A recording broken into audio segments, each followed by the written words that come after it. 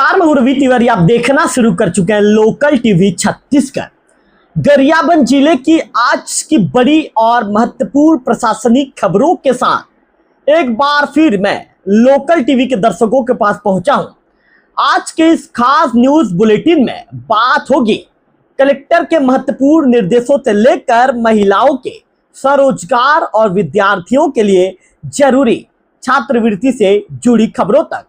जनदर्शन में मिले प्रकरणों के निराकरण को लेकर कलेक्टर ने अधिकारियों को क्या निर्देश दिए, आकांक्षा हाट में स्वयं सहायता समूह की महिलाओं ने हजारों रुपए की राखियां तैयार कर कैसे बनाया स्वरोजगार का रास्ता, और विद्यार्थियों के लिए 31 अगस्त से पहले कौन सा जरूरी प्रमाण पत्र ऑनलाइन बनवाना जरूरी होगा, इन सभी खबरों को विस्तार से जानेंगे आज के इस न्यूज बुलेटिन में। तो चलिए शुरुआत करते हैं गरियाबंद जिले की आज की बड़ी खबरों के साथ। लोकल टीवी के दर्शकों को जानकारी विस्तार से देना शुरू करता हूं। तो चलिए पहली खबर के विषय में विस्तार से बातचीत करेंगे। गरियाबंद जिले की पहली प्रशासनिक खबर है, जनदर्शन में मिले प्रकरणों की कलेक्टर रणवीर शर्मा जी ने समीक्षा की। कलेक्टर रणवीर शर्मा जी ने अधिकारियों को प्रकरणों की नियमित समीक्षा करते हुए निर्धारित समय सीमा में उनका निराकरण सुनिश्चित करने और इसकी जानकारी प्रस्तुत करने के निर्देश दिए हैं। इस अवसर पर जिला पंचायत के सीईओ प्रखर चंद्राकर जी, अपर कलेक्टर पंकज डाहिरे जी सहित विभिन्न विभागों के जिला स्तरीय अधिकारीगण प्रमुख रूप से मौजूद रहे। अब बात करते हैं महिलाओं के स्वरोजगार से जुड़ी एक अच्छी खबर की। आकांक्षा हाट में स्व सहायता समूह की महिलाओं ने लगाई हस्त निर्मित राखियों की दुकान। गरियाबंद में कलेक्ट्रेट परिसर और जनपद पंचायत कार्यालय परिसर में गायत्री स्व सहायता समूह की महिलाओं द्वारा आकांक्षा हाट का आयोजन किया गया। यहाँ समूह की महिलाएं अपने हाथों से तैयार की गई खूबसूरत राखियों की बिक्री कर रही हैं। कलेक्टर रणवीर शर्मा जी और जिला पंचायत के मुख्य कार्यपालन अधिकारी प्रखर चंद्राकर जी ने आकांक्षा हाट का अवलोकन किया और स्व सहायता समूह की महिलाओं का उत्साह भी बढ़ाया। इस दौरान अधिकारियों ने महिलाओं द्वारा तैयार की गई राखियां भी खरीदी और उनके प्रयासों की सराहना करते हुए आजीविका गतिविधियों को आगे बढ़ाने के लिए शुभकामनाएं दी। समूह के सदस्य श्रीमती भोजेश्वरी ध्रुव और श्रीमती गुंजा ध्रुव ने बताया कि वे खेती किसानी के काम के साथ प्रतिदिन 2 से 3 घंटे अतिरिक्त समय निकालकर हस्त निर्मित राखियां तैयार कर रही हैं। इस सीजन में महिलाओं ने करीब 1000 राखियां तैयार की है। इनकी बिक्री से अब तक 8000 रुपए से अधिक की आय भी हो चुकी है। राखियों की बिक्री अभी जारी है, इसलिए आने वाले दिनों में आय और भी ज्यादा बढ़ने की उम्मीद है। आपको बता दूं कि महिलाओं ने बताया कि राखी बनाने के साथ साथ वे सिलाई और कढ़ाई का काम भी कर रही हैं। कलेक्टर रवि शर्मा जी ने कहा कि स्व सहायता समूह से जुड़कर महिलाएं अपनी मेहनत और हुनर को आजीविका का माध्यम बना रही हैं। स्थानीय स्तर पर तैयार उत्पादों को बाजार मिलने से महिलाओं की आय बढ़ रही है और आर्थिक आत्मनिर्भरता को भी बढ़ावा मिल रहा है। उन्होंने समूह की महिलाओं को लगातार आगे बढ़ने के लिए प्रोत्साहित किया और शुभकामनाएं दी। इस अवसर पर जो वहां के जो अधिकारीगण हैं वो भी प्रमुख रूप से मौजूद रहे। अब बढ़ते हैं एक और प्रेरणादायक खबर की ओर। मेहनत और हुनर से महिलाओं ने संवारा स्वरोजगार। रक्षाबंधन पर तैयार की 800 हस्तनिर्मित राखियां।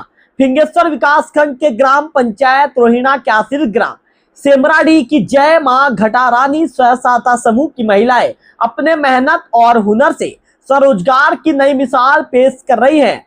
रक्षाबंधन पर्व को ध्यान में रखते हुए समूह की महिलाओं ने हस्त निर्मित फैंसी राखियां तैयार की है और अब इनकी स्थानीय स्तर पर बिक्री भी शुरू हो गई है। लगभग 10 सदस्यीय समूह की महिलाओं ने अब तक करीब 800 आकर्षक फैंसी राखियां तैयार की है। महिलाओं द्वारा खुद तैयार की गई इन राखियों की स्थानीय बाजार से मांग बनी हुई है। समूह को अब तक राखियों की बिक्री से करीब 7000 रुपए की आय हो चुकी है और बिक्री का सिलसिला अभी भी जारी है। समूह की महिलाओं ने बताया कि वे अपने घरेलू और कृषि कार्यों के साथ अतिरिक्त समय निकालकर राखियां तैयार कर रही है।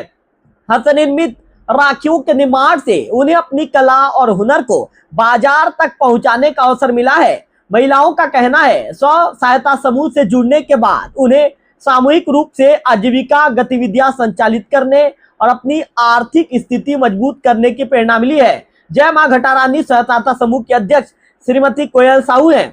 समूह की सक्रिय सदस्यों में कांति साहू, कामिनी साहू, ईश्वर साहू, राधाबाई, हीराबाई, जो सरावन निशा, टुकेश्वरी साहू, कमलेश्वरी साहू और भारती साहू शामिल है। समूह की महिलाएं राखी निर्माण के साथ साथ अन्य आजीविका गतिविधियों को भी आगे बढ़ाने का काम कर रही हैं। रक्षाबंधन जैसे पर्व को इन महिलाओं ने अपने मेहनत, हुनर और उद्यमिता के माध्यम से आय के अवसर में बदल दिया है। अब एक और जरूरी खबर विद्यार्थियों और अभिभावकों के लिए। अस्वच्छ व्यवसाय छात्रवृत्ति के लिए पात्र विद्यार्थियों के प्रमाण पत्र अब ऑनलाइन बनाए जाएंगे। गरियाबंद जिले में सत्र 2026-27 के लिए केंद्र प्रवर्तित अनुसूचित जाति एवं अन्य वर्ग के विद्यार्थियों के लिए प्री मैट्रिक छात्रवृत्ति के अंतर्गत अस्वच्छ व्यवसाय छात्रवृत्ति के लिए पात्र विद्यार्थियों के अस्वच्छ व्यवसाय प्रमाण पत्र ऑनलाइन बनाए जाएंगे। इसके लिए चिप्स द्वारा प्रमाण पत्र तैयार कर पोर्टल पर लाइव कर दिया गया है।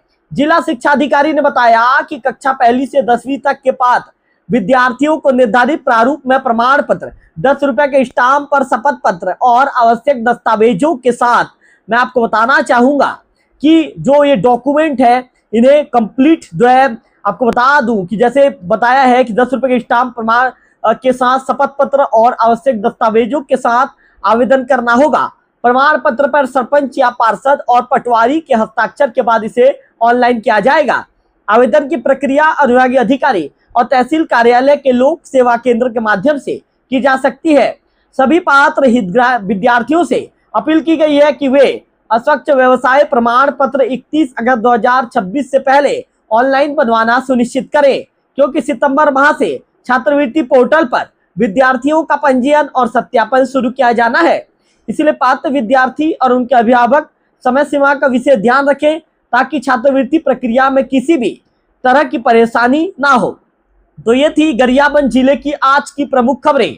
एक तरफ प्रशासन द्वारा जनदर्शन में प्राप्त प्रकरणों के समय सीमा में निराकरण पर जोर दिया जा रहा है, वही दूसरी ओर स्वयं सहायता समूह की महिलाएं अपने हुनर के दम पर स्वरोजगार की नई मिसाल पेश कर रही हैं।